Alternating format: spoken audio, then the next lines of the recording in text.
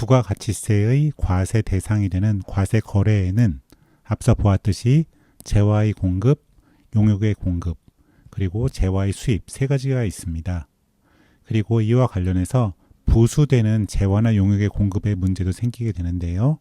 이것들을 좀 더 자세히 살펴보도록 하겠습니다. 재화의 공급은 계약상, 법률상 모든 원인에 의한 재화의 인도나 양도를 의미합니다. 재화의 공급은 크게 나눠서 실질 공급, 그리고 공급으로 의제되는 경우 이렇게 두 가지로 나눠볼 수가 있는데요. 실질 공급은 돈을 받고 공급하는 경우고요. 공급 의제는 돈을 받고 하진 않지만 그럼에도 불구하고 재화의 공급으로 취급하는 것, 간주하는 경우를 의미합니다. 그리고 돈을 받고 하긴 하지만 부가가치세법에서 재화의 공급에서 제외시키는 그런 경우들도 있습니다. 그래서 크게 실질 공급, 공급 의제, 제외 이렇게 세 가지로 살펴볼 수가 있는데요. 실질 공급은 매매라든지 가공이라든지 교환, 경매, 수용, 현물 출자 등으로 재화를 인도해 주거나 재화를 양도해 주는 경우를 의미합니다. 가장 기본적인 형태죠. 그래서 물건이라든지 어떤 권리 같은 것들을 인도해 주거나 양도해 주는 것, 계약에 따라서 이런 경우들이 대표적인 경우죠. 공급 의제는 돈이 당장 들어오는 건 아닙니다. 하지만 그럼에도 불구하고 이제 재화의 공급을 보는데요. 사업과 관련해서 취득하거나 생산한 재화가 있는 경우에 적용되고요.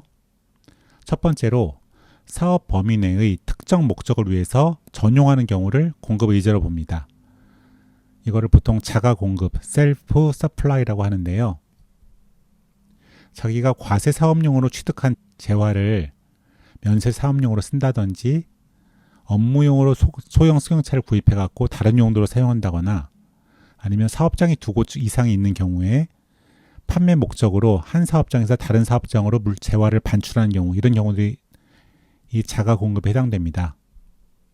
그래서 포인트는 사업 범위 내에서 특정한 목적을 위해서 전용하는 경우에는 공급이 의제가 돼버려서 부가가치세의 과세 대상이 됩니다. 두 번째로 이거는 이제 사업상 전용하는 경우고요. 이거는 그냥 개인적 목적으로 사용하거나 소비하는 경우인데요. 이거를 개인적 공급이라고 얘기합니다. 아까는 자가 공급이고요. 이번에는 personal consumption이라고 해서 이런 어떤 재화를 개인적 목적으로 사용하거나 소비하면은 무상이긴 하지만 재화의 공급으로 취급해서 부가가치세를 부과하게 됩니다. 또 이 외에도 사업상 증여라든지 사업을 폐업했을 때 재화가 남아있다고 한다면 이런 경우에도 재화가 공급된 것으로 보아서 부가가치세를 과세합니다. 대표적인 어떤 실질 공급에서는 이제 돈 같은 게 들어오는 경우고요. 공급 의제는 돈은 들어오지 않지만 재화를 공급한 것으로 봐서 부가가치세를 과세하고요. 그 다음에 부가가치세의 과세 대상에서 제외하는 경우들도 있는데요. 담보로 제공한 경우라든지 아니면은 사업을 포괄 양도한 경우라든지 조세를 물납한 경우라든지 법률에서 정한 경매나 공매로 재화가 인도되거나 양도된 경우, 이런 경우에는 유상이긴 하지만 어떤 대가를 받기는 하지만 그럼에도 불구하고 재화의 공급으로 보지 않고 있습니다. 그 다음에 용역의 공급은 계약상, 법률상 모든 원인에 의해서 영무가 제공되거나 어떤 재화, 시설물이나 권리를 사용하게 해주는 것, 임대하는 경우, 이런 경우가 용역의 공급에 해당됩니다. 행동을 제공하거나 아니면은 내가 갖고 있는 시설물이나 권리를 이용하게 해주는 경우, 이럴 경우가 이제 용역의 공급에 해당되는데요. 용역의 공급도 재화의 공급과 마찬가지로 실질 공급, 그 다음에 공급 의제, 공급으로 간주하는 경우, 유상이긴 하지만 용역의 공급에서 제외시키는 경우, 이렇게 세 가지로 나눠볼 수가 있는데요. 실질 공급, 돈을 받고 서비스를 제공해 주는 경우, 아니면 물건을 사용하게 해주는 경우들이 여기에 해당되는데요. 완전히 단순 가공하는 경우, 여기는 이제 재화를 전부 또는 일부 받아가고 만들어서 주는 경우를 의미하고요. 이거는 주요 재화를 부담하지 않고서 그냥 단순히 가공 행위만, 행동만 하는 경우, 이럴 경우가 용역 공급에 해당되고요. 하지만 건설업에서는 건설 자재의 전부 일부를 부담한다고 하더라도 건물 같은 거를 지어줬다고 한다면 이럴 경우에는 재화의 공급으로 보지 않고 이제 용역의 공급으로 보고 있고요. 그 다음에 지식이라든지 경험이라든지 숙련에 의한 정보를 제공하는 경우도 유상인 경우에는 실질 공급에 해당됩니다. 그 다음에 돈이 들어오는 건 아니지만 공급으로 봐서 부가가치세를 부과하는 경우가 있는데요. 사업자가 특수관계인에게 무상으로 사업용 부동산의 임대 용역을 공급하는 경우는 무상이라고 하더라도 용역의 공급으로 봐서 부가가치세를 부과하게 됩니다. 유상이긴 하지만 용역의 공급에서 제외시키는 경우는 고용에 따른 근로 제공은 용역의 제공이긴 하지만 그럼에도 불구하고 부가가치세를 과세하지 않도록 법이 정하고 있습니다. 재화의 수입은 무엇을 의미하느냐? 국내에 도착해서 수입 신고를 아직 마치기 전인 수리 물품을 수입 신고를 해서 국내에 반입하는 경우에 재화의 수입이 발생하게 되고요. 또 국내에서 선적하고 수출 신고를 마친 수리 물품을 수출을 실제로 안 하고 다시 수입 신고를 하고 국내에 반입하게 되는 것을 재화의 수입으로 보고 있습니다. 그래서 이런 두 가지 경우에는 부가가치세가 과세되게 됩니다. 재화의 공급에 있어서 공급 시기를 보면요. 재화가 이동을 했다고 한다면 인도시에 공급이 이루어졌다고 보고요.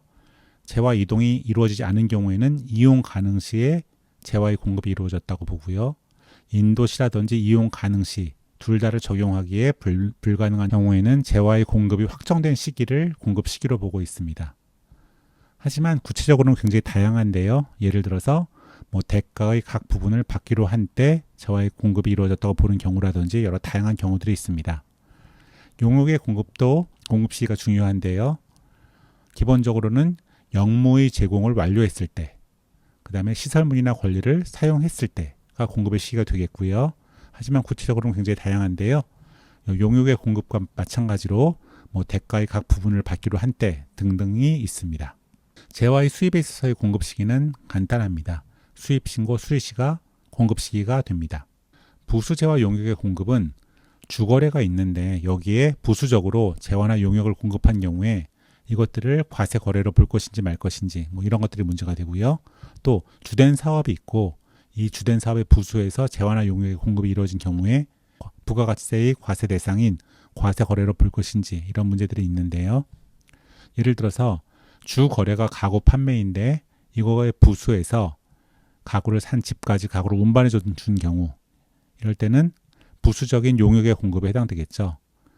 이럴 경우에는 이 가구의 운반은 별도 거래로 보지 않아서 주 거래에 흡수되는 것으로 봅니다. 가구 판매만 과세하는 거고 가구 운반은 따로 과세하지 않는다는 거죠.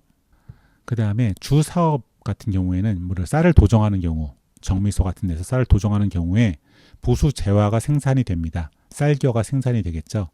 이럴 경우에는 부수 재화라든지 용역 공급은 독립된 사업으로 보지는 않습니다. 하지만 독립된 거래로는 봅니다. 앞에서는 주거래에 부수된 재화 용역의 공급은 별도 거래로 안 받는데요. 주 사업에 부수되는 재화 용역의 공급은 독립 사업은 아니지만 독립된 거래로 보고요. 과세 여부는 주 사업에 따릅니다. 그래서 쌀 도정업이 부가가치세 면세라고 한다면은 쌀겨 생산도 부가가치세가 면세가 되게 됩니다.